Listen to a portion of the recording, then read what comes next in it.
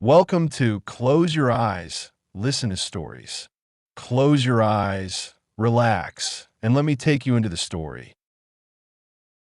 If you begin at the edge of the Hudson River and let the road narrow under old trees, you come at last to a quiet fold of land where sound seems to soften before it reaches your ear. The valley lies there as if it has tucked itself into a long green sleeve, protected from haste, protected from sharp corners, protected almost too well from the passing of time. In that place, fields glimmer after rain, white farmhouses sit behind stone walls, and a little Dutch church lifts its plain tower above the burial ground as calmly as a shepherd watching over sleeping sheep. Yet it is here, in this peaceful pocket of earth, that one of America's most restless ghosts learned to ride. Sleepy Hollow was once less a famous destination than a mood. Old Dutch families farmed there, traded there, married there, and carried with them a whole storehouse of tales from Europe, stories in which winds had intentions and crossroads remembered footsteps. In Washington Irving's telling, the air itself seemed touched by enchantment. He called it dreamy, drowsy, and full of odd influences that made people see apparitions more readily than elsewhere. That was his literary flourish, of course, but it rested on something real. The Hudson Valley in the 18th century could feel cut off from the louder world, especially when fog drifted up from the river and settled among orchards and marshy ground until distance became uncertain. You can almost smell the place before you see it clearly. Damp leaves, crushed apples, wood smoke traveling low and thin, the mineral coolness of a brook slipping under a bridge of rough planks, a horse's tack, oiled and faintly metallic, a lantern wick trimmed for care rather than brightness. All ghost legends need atmosphere, but the Headless Horseman needed more than atmosphere. He needed a stage that could persuade sensible people to hesitate at the sound of hoofbeats. He found it here, where the road bent unexpectedly, where shadows of branches crossed one another like writing, and where a listener might decide that the silence just ahead was not empty silence at all. Long before Irving wrote his famous sketch in 1820, the valley already nurtured tales of peculiar visitants. Dutch and German settlers preserved beliefs in omens, wandering spirits, witches, and uncanny riders. The region's hardships encouraged that habit of mind. War had passed through. Disease had passed through. Weather could undo a season's work in a week. Families lived close to burial grounds and close to memory. When people speak often of death, death sometimes begins to wear a face in story. In Sleepy Hollow, that face would finally be missing its most important feature. The local tradition, as Irving presented it, spoke of a mounted figure whose head had been carried away by a cannonball during the Revolutionary War. Now and then the rider was said to hurry from his resting place in the churchyard and race through the countryside in search of the lost part of himself. It is a wonderfully compact idea, half military anecdote and half nightmare. The uniform gives the apparition a date. The missing head gives him an emptiness that can never be repaired. And the horse gives him motion, which is what turns dread into suspense. A ghost in a room is a chill. A ghost on horseback is pursuit. Still, the horseman does not endure merely because he is frightening. He endures because the valley around him seems to understand sorrow. The churchyard, the bridge, the lane to the Van Tassel farm, the trees that lean over the road, as if listening, all of these places imply that ordinary life and invisible history are interwoven. The people who told the story were not imagining terror in a wasteland. They were imagining terror in a beloved home landscape. That detail matters. A road becomes more haunting when it leads somewhere familiar. A field becomes stranger when someone remembers harvest there. Fear deepens when affection stands beside it. So before you ever meet Ichabod Crane, before a pumpkin arcs through dark air, before hoofbeats begin their quickening rhythm, you are asked to stand in this landscape and let it work on you slowly. Hear the frogs hidden in reeds. Hear a dog bark once from far off, and then think better of continuing. Watch thin light caught on the river like torn silk. Notice how the churchyard stones are uneven, each one tilting at its own patient angle. This is not scenery pasted behind the legend. It is the legend's breathing body. And in that breathing body, the Headless Horseman begins not as a monster leaping forward, but as a murmur held in common. He is the story a farmer tells after glancing at the window. He is the account a grandmother repeats with one small difference from the previous telling. He is the uneasiness that settles on a traveler approaching the bridge a little too quickly. By the time his figure finally appears, he already belongs to the ground. You do not merely see him.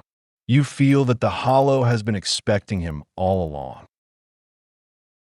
To understand why the horseman feels older than the page that made him famous, you have to follow him backward beyond the Hudson Valley into a deeper forest of European memory. Headless riders did not begin in New York.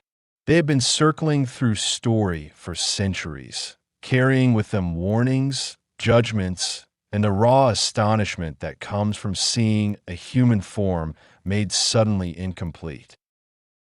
The Irish told of the Dullahan, a fearsome rider who sometimes carried his own head under his arm, its mouth stretched into a grin too wide for comfort.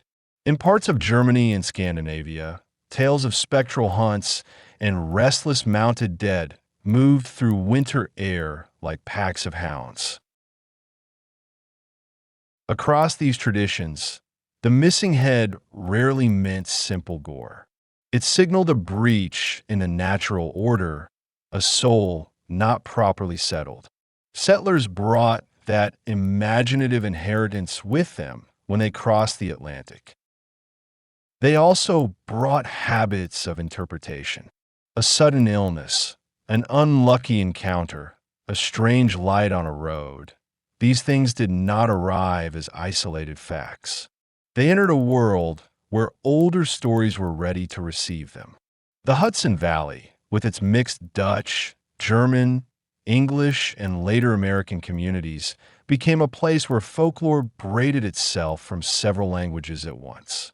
That is why the horseman feels both local and strangely universal. He wears the clothes of one valley, but his silhouette had already been rehearsed in many other lands. Then history gave the legend a specific wound. During the Revolutionary War, the lower Hudson region became a corridor of marching armies, raids, skirmishes, divided loyalties, and exhausted civilians. Farms were plundered by one side and then the other. Neighbors watched neighbors with suspicion. Hessian soldiers, German auxiliaries fighting for the British crown, became particularly vivid figures in American imagination.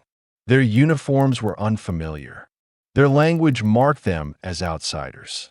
Their reputation, magnified by rumor, made them easy to turn into creatures of story after the war had passed. One popular tradition attached the horseman to a Hessian trooper decapitated by cannon fire.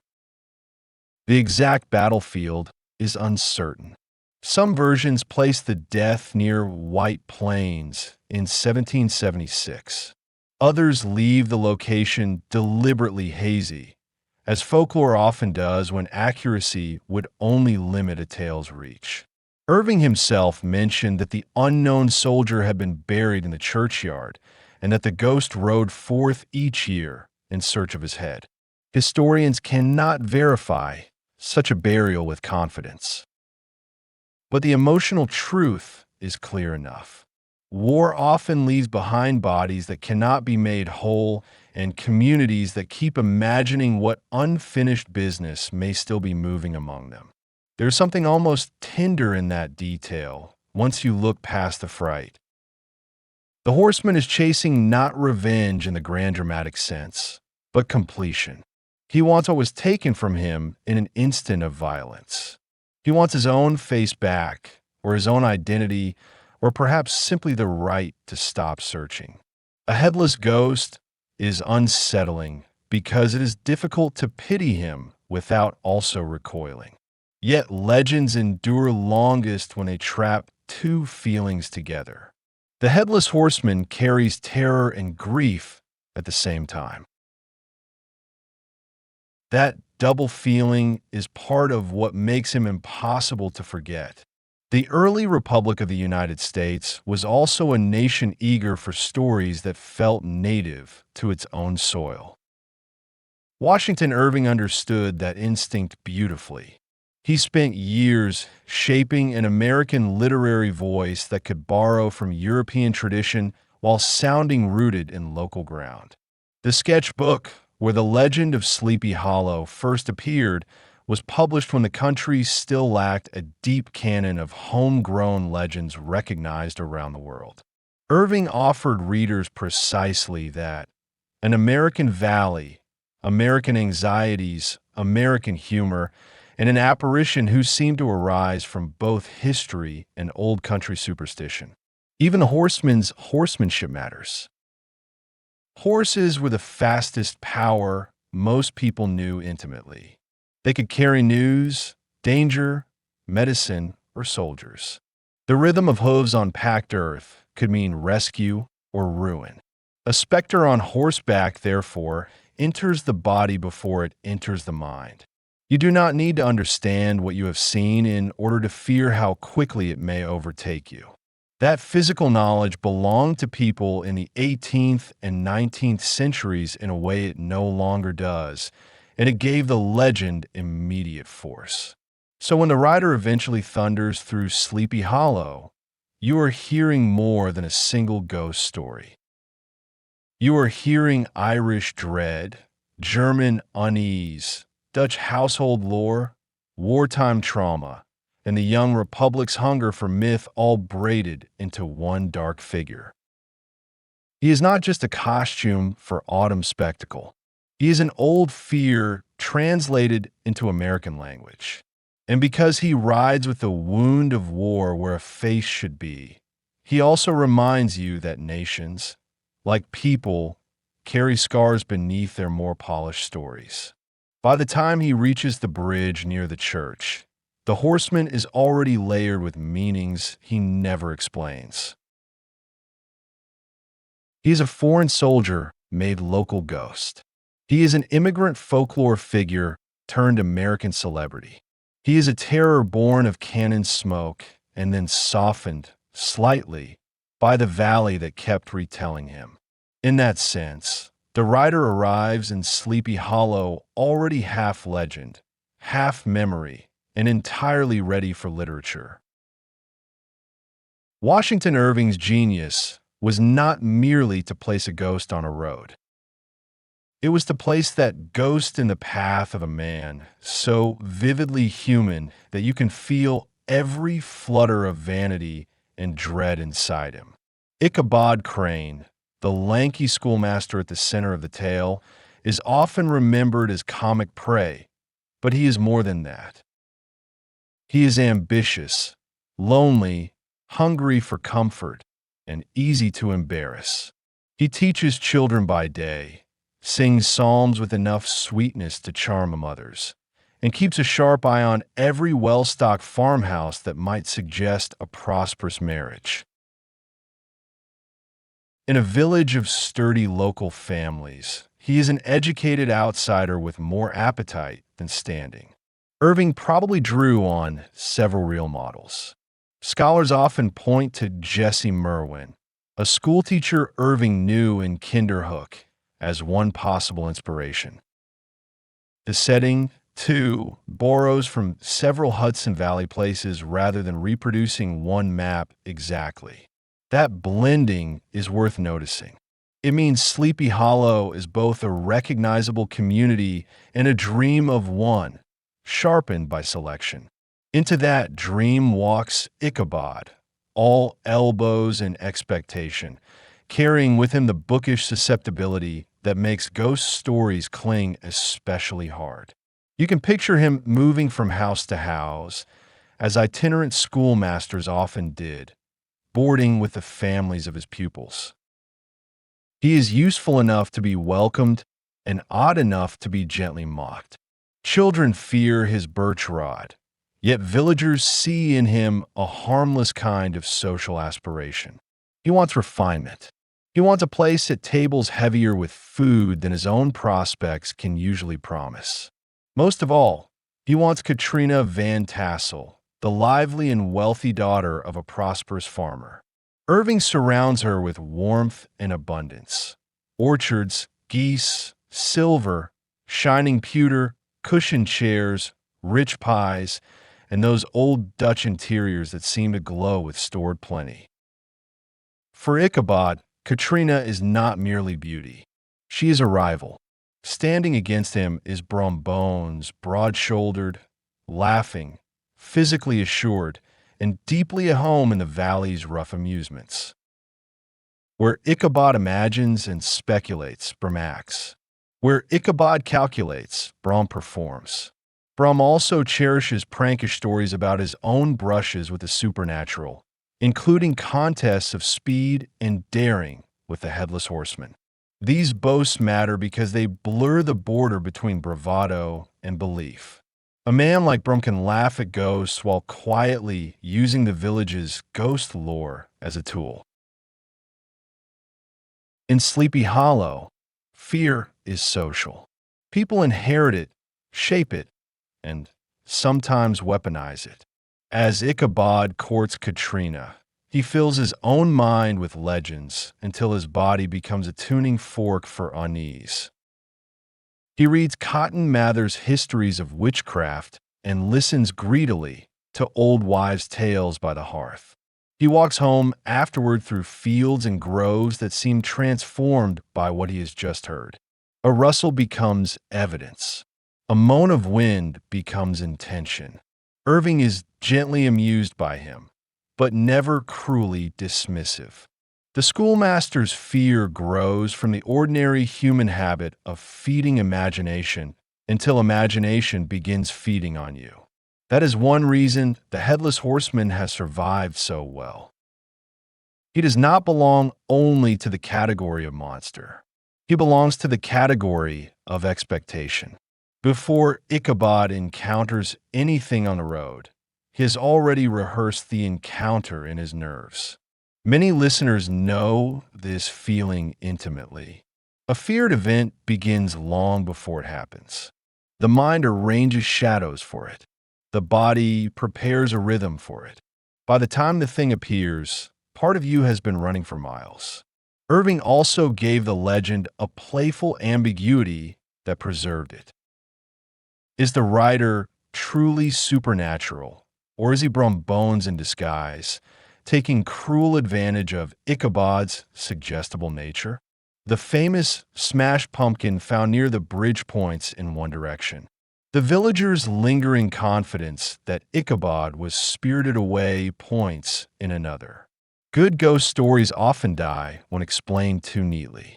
The Headless Horseman remained alive because Irving let evidence lean without settling.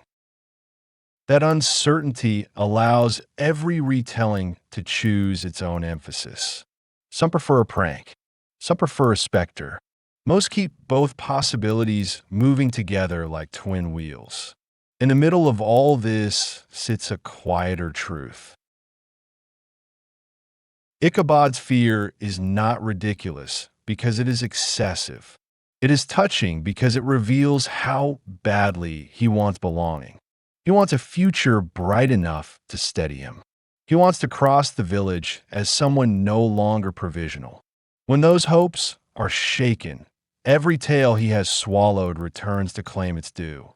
The horseman, whether ghost or masquerader, becomes the shape taken by all the insecurity Ichabod has tried to outrun.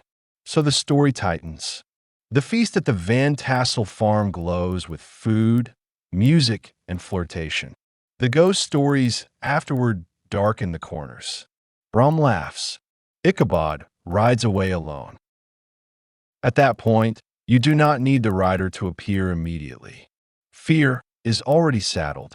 The road has accepted him, and somewhere ahead, whether in flesh, spirit, or village trickery, the Headless Horseman is waiting to become visible.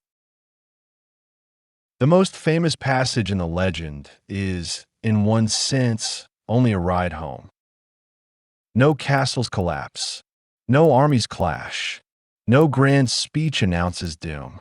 A schoolmaster leaves a party after receiving what is almost certainly a disappointment from Katrina Van Tassel, and the road back through the hollow begins its slow transformation from ordinary path to corridor of dread. This modest scale is one reason the episode works so well. Nearly anyone can understand the lonely vulnerability of traveling after festivity has ended, when music still lingers faintly in the body and the world beyond the lantern's reach has resumed its own unreadable life. Irving turns that ordinary exposure into American folklore's most celebrated pursuit. You can feel the evening's warmth draining away from Ichabod as he rides. Gunpowder smoke from old stories seems to mix with autumn damp. Trees crowd close. The road dips and rises. His horse, Old Gunpowder, is not a heroic mount, but a weary farm creature with enough spirit left to share his rider's alarm. Irving delights in such details. Fear lands harder when borne by imperfect bodies, on an animal more likely to stumble than soar. The landscape they cross is not abstract darkness. It is a sequence of remembered local points: a tulip tree, a swamp, the place where Major Andre was captured, the lane that leads toward the church bridge. Each landmark carries story residue. Each one narrows the distance between rumor and encounter. Then comes the first sighting, or what seems to be one. A large figure, mounted silent. It does not speak when Ichabod speaks. It keeps pace. It drifts in and out of shadow. There is something especially unnerving about a rider who refuses the civility of explanation. Many literary ghosts talk too much and become smaller by doing so. The Headless Horseman says nothing. His silence leaves all interpretation to the person fleeing him. In that silence, fear multiplies. Only gradually does Ichabod notice what is wrong. The figure's head is not on its shoulders. Irving stages the revelation with exquisite control. The outline must first be accepted as human. Only after the mind settles on that mistaken comfort is the missing head perceived, and then perceived again more terribly as the rider shifts his burden. In some tellings, he carries the head before him, in others tucked at his saddlebow. The exact placement matters less than the shock of recognition. What pursues Ichabod is not merely a stranger. It is a broken soldier in relentless motion. The chase that follows depends on an old piece of local belief. The horseman, villagers said, had power only up to the bridge near the church. Once a pursued traveler crossed that span, the specter would vanish in a flash of fire or hurry back to the graveyard. Such boundaries are common in folklore. They lend terror structure. If fear has an edge, then hope can survive long enough to make the race meaningful. Ichabod knows the rule. You can feel him clutch it like a prayer. If he reaches the bridge, he will be safe. If he does not, he may never again be entirely a man among men. What makes the scene memorable is not speed alone, but desperation sharpened by exact geography. The bridge is close enough to imagine and far enough to miss.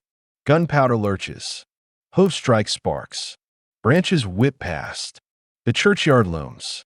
Then, in the instant when deliverance seems almost gained, the rider rises in his stirrups and hurls his head. It strikes Ichabod with annihilating force. In Irving's version, the projectile is later discovered to have been a shattered pumpkin. That detail is comic, grotesque, and brilliant all at once. It reduces the sublime to harvest matter, and yet does nothing to erase the terror already endured. Afterward, Ichabod disappears from the valley. Some say he was killed. Some say he fled, made a career elsewhere, married, and sat on benches of law with the anxious dignity of a man who has survived humiliation by changing counties. Brum Bones, when the story is told, is said to smile knowingly at the mention of the pumpkin. But a knowing smile is not a confession. It is merely another layer of mist. The legend survives because certainty never catches up to it. There is a darker undercurrent beneath the entertainment. If Brum did stage the haunting, then the story contains a village's rough method of expelling an unsuitable rival. If the ghost was real, then history itself reached out from the churchyard to seize a vulnerable passerby. Neither possibility is entirely comforting. Yet the ride remains strangely companionable across time because it captures a feeling many people know, the moment when embarrassment, longing, and fear blend until the whole world seems to gallop behind you.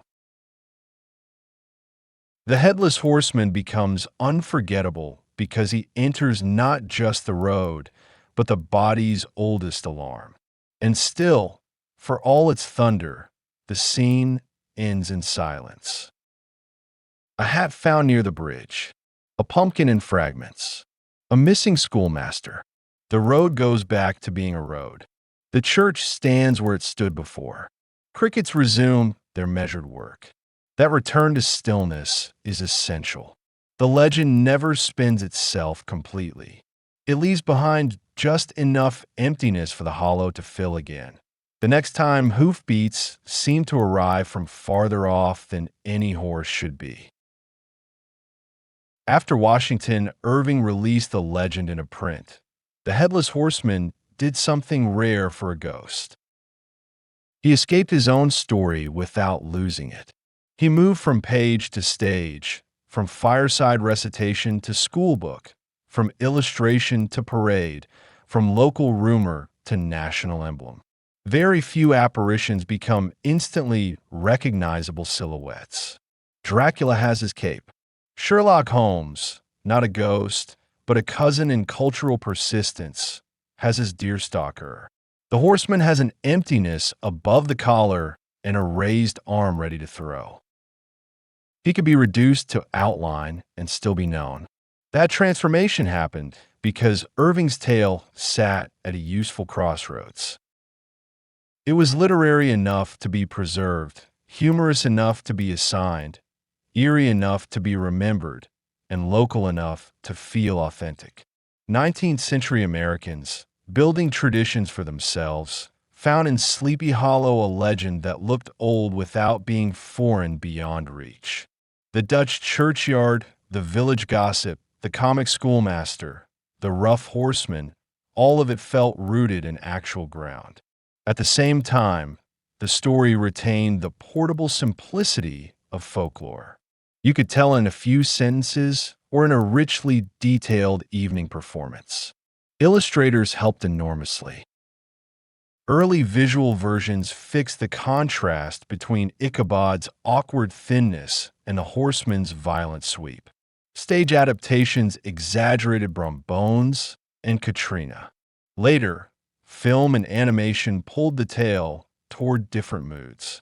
Disney's 1949 adaptation made the chase playful and vivid for a mass audience, while preserving the rider's sudden ferocity. Much later, Tim Burton's film turned the horseman into a bloodier Gothic engine, drawing on horror rather than fireside suggestion. Each version changed the texture, yet none could dispense with the central image of pursuit toward the bridge. The legend could bend because its spine was strong. Meanwhile, the real village attached itself more tightly to the myth.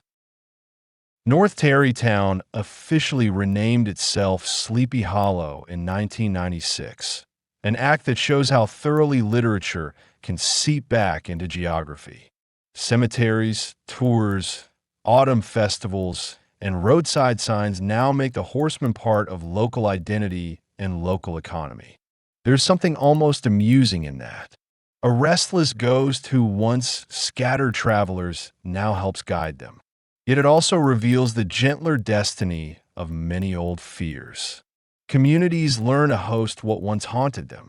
The horseman also endured because he answered several American needs at once. He offered a usable colonial past. He kept the Revolutionary War present without turning it into patriotic marble. He allowed laughter and fright to occupy the same room. He let rural roads remain mysterious in an age increasingly devoted to progress and explanation. Most of all, he gave the United States an early legend that admitted uncertainty. The new nation often preferred confident stories, but the horseman rode in carrying doubt. Was the threat supernatural, social, psychological, or historical? The tale never forces a single verdict. That openness has encouraged endless local retellings. In some versions, the ghost is more tragic, a soldier wandering because no one remembered his name. In others, he is almost mechanical, doomed to repeat the same route with the regularity of a wound reopening. In folk performance, the details shift easily. The horse may breathe fire. The bridge may be longer. The weather may thicken. The important constants remain the same.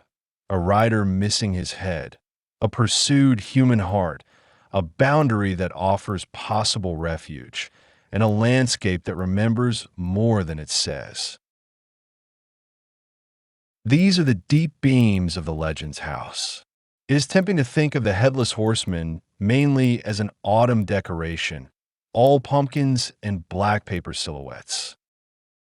But underneath the seasonal charm sits a more durable meaning. He is what happens when a nation tries to settle itself on land already heavy with violence, migration, and inherited folklore.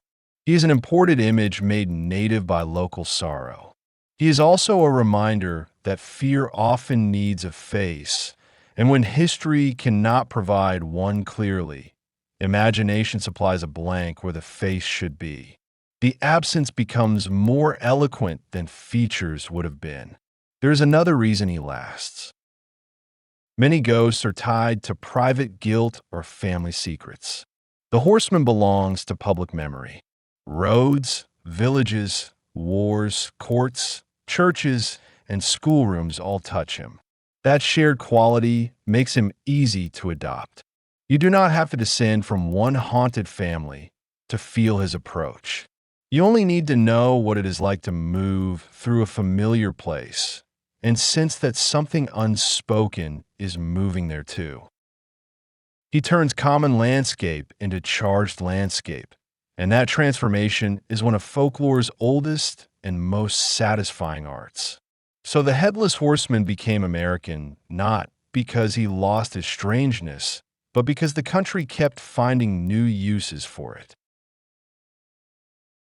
He could warn, amuse, commercialize, commemorate, and still unsettle. Very few legends manage so many careers without becoming thin.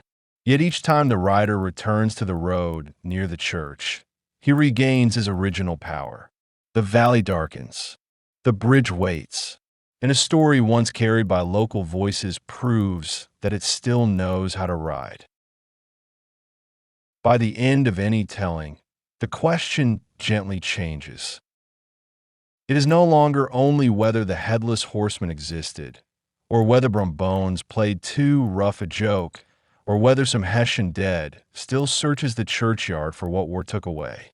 The deeper question is why the writer continues to circle back whenever you need a story about fear that can be faced without being destroyed. That is the gift hidden inside the legend. It lets dread approach at full gallop, then asks you to notice what remains after the hooves have faded. Usually what remains is not terror, but tenderness for the small human figure who had to pass through it. There is tenderness, first of all, in the landscape itself. Sleepy Hollow never becomes a wasteland. The church still keeps watch. Grass still grows over the graves.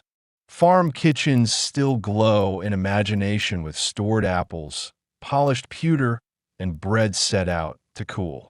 Even the bridge, that fragile line between danger and safety, is only wood over running water. The story insists that fear lives inside ordinary places rather than outside them. Oddly enough, that idea can be comforting. If the haunted road belongs to the same world as the warm house, then no darkness is entirely separate from home. There is tenderness, too, in the horseman once you stop demanding that he be only a monster. He is a relic of war, perhaps, a fragment seeking itself, a stranger fixed forever in a community that outlasted him. If the legend grew from the death of an unknown soldier, then the writer's endless motion becomes one more way of saying that violence does not finish cleanly when battle ends.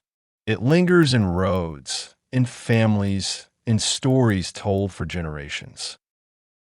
But folklore performs a quiet mercy. It takes that lingering pain and gives it form. A form can be feared, yes, but can also be carried, repeated, and finally softened by repetition. That softening is visible in every later retelling meant for listeners rather than thrill seekers. The horseman arrives, but the emphasis falls not on blood or punishment. It falls on the strange beauty of the hollow, the loneliness of Ichabod, the comic self-importance of village life, the old churchyard, the bridge, the disappearing figure. In this gentler register, the legend becomes less a scream than a shiver passing through leaves. A shiver can wake the senses without wounding them. You can imagine the last ride now in a calmer way. The road is still narrow, but the trees no longer feel like claws. They feel like witnesses. The rider still comes, but his horse's breath smokes in air that has held many seasons and will hold many more. His missing head is still terrible, yet it is also the sign of a story trying again and again to make sense of loss. Ichabod still flees, carrying his hopes and embarrassments with him. But even his panic has become part of a larger music. He is one more traveler crossing the valley between uncertainty and shelter. And perhaps that is why the bridge matters so much. Every culture keeps some version of a threshold where pursuit must stop. A bridge, a doorway, a sunrise, a blessing, a spoken name. In Sleepy Hollow, the bridge near the church gathers all those meanings into one simple structure. Reach it, and the wild chase loosens its grip. Pass over running water, come near the resting dead, and panic is asked to surrender to quiet. Whether or not the horseman truly vanishes, there is almost beside the point. The story needs a place where fear can end, and it kindly provides one. So if you hold the legend in your mind now, you do not have to keep the most violent image. You can keep the softer ones. The murmur of reeds near the brook. The white church standing through mist. The brief clatter of hooves that grows faint instead of louder. The idea of a ghost who may be less angry than unfinished. The picture of an awkward schoolmaster carried away not into annihilation, but into folktale, where embarrassment and dread are transformed into something strangely durable and almost affectionate. Stories can do that. They can turn what startles the heart into something the heart is able to cradle. In the end, the Headless Horseman remains because he is both shadow and echo. He is the shape of history when history cannot speak plainly. He is the echo of old Europe in young America, the echo of war in farmland, the echo of laughter inside fright. And because echoes fade without vanishing at once, he leaves you not with a blow, but with a receding rhythm. Hoofbeat after hoofbeat, then softer, then farther, then only the hollow itself, breathing under trees and keeping its stories in trust. The road grows quiet again. The churchyard stones keep their patient lean. The brook moves under the bridge with no need to hurry. Somewhere beyond the bend, if legend chooses, a rider still searches. But here, at the end of the telling, the valley offers what it always offered beneath the unease: shelter, distance, and the comfort of knowing that even the strangest ghost can be gathered into story until it no longer chases and only rides on. And that's where this story comes to a rest. Close your eyes, carry this story with you, and slowly drift off to sleep. If you enjoyed it, subscribe to Close Your Eyes, Listen to Stories. There's always a new story waiting for you here. Sweet dreams.